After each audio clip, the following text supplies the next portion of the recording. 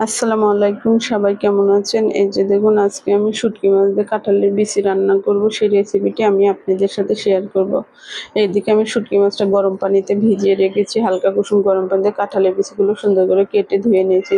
চুলায় একটা প্যান বসিয়ে দিয়েছি। এটার জন্য আমি রসুন, পেঁয়াজ, কাঁচামরিচ কেটে নিয়েছি। প্যানটা গরম হলে এখানে আমি তেল দিয়ে দেব। আমি আসলে সরষের তেল দিয়ে রান্না করব, আপনারা সয়াবিন তেল দিয়েও রান্না করতে পারেন।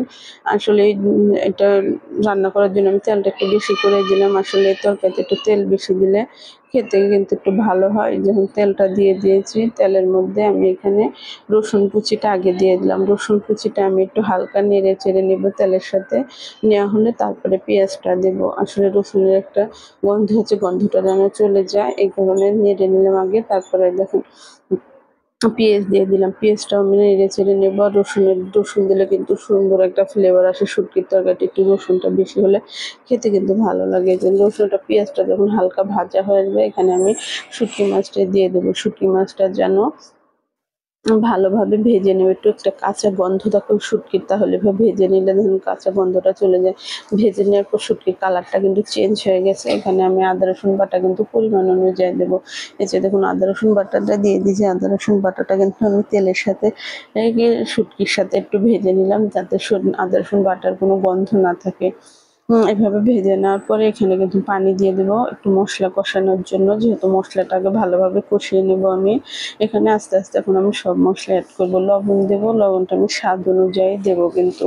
লবণটা আসলে অতিরিক্ত কম বেশি কোনোটাই ভালো লাগে না। এখানে আমি ধনিয়ার গুঁড়া দিয়ে দিলাম লবণের পরে।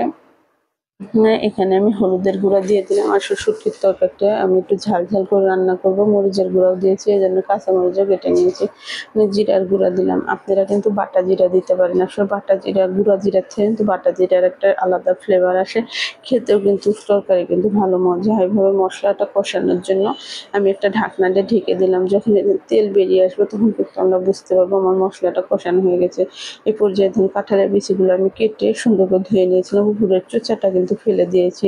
উপরের চোচাটা থাকলে আসলে ভালো লাগে না দেখতে, এই কারণে আমি ফেলে দিয়েছি। এই যে দেখুন, আপনারাও কিন্তু পানিতে ভিজিয়ে রাখলেও ঘষে তুলে নিতে পারেন। আমি বটি দিয়েই ছেলে নিয়েছি। কাঁচামরিচ কাঁটাটা এই পর্যায়ে দিলাম। এখন কিন্তু সুন্দর একটা ফ্লেভার আসবে কাঁচামরিচের। এভাবে নেড়ে চেড়ে আমি মশলাটা, তরকারিটা, বিচিটা একটু কষানোর জন্য ঢেকে দিলাম। আসলে এভাবে একটু কষিয়ে নিলে ভালো হয়। এই যে দেখুন, পানিটা কিন্তু আমার অনেকটা শুকিয়ে আসছে। আর তরকারিটাতে এখানে কিন্তু এ পর্যায়ে আমি পানি দিলাম, খুবই অল্প পানি দেবো, যেহেতু এটা আমি ভুনা করবো। এখানে আমি কোনো ঝোল রাখবো না। এতেই কিন্তু কাঁঠালের বিচি কিন্তু আসলে অল্প পানিতে সিদ্ধ হয়ে যায়।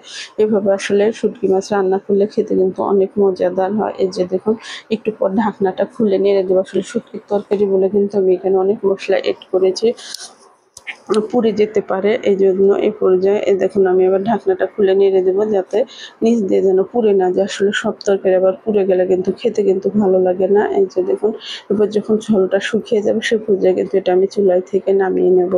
এই যে দেখুন, এটা কত সুন্দর এখন ঝোলটা শুকিয়ে গেছে, তেল তেল বেরিয়ে গেছে। এই পর্যায়ে চুলাই থেকে নামিয়ে নেব।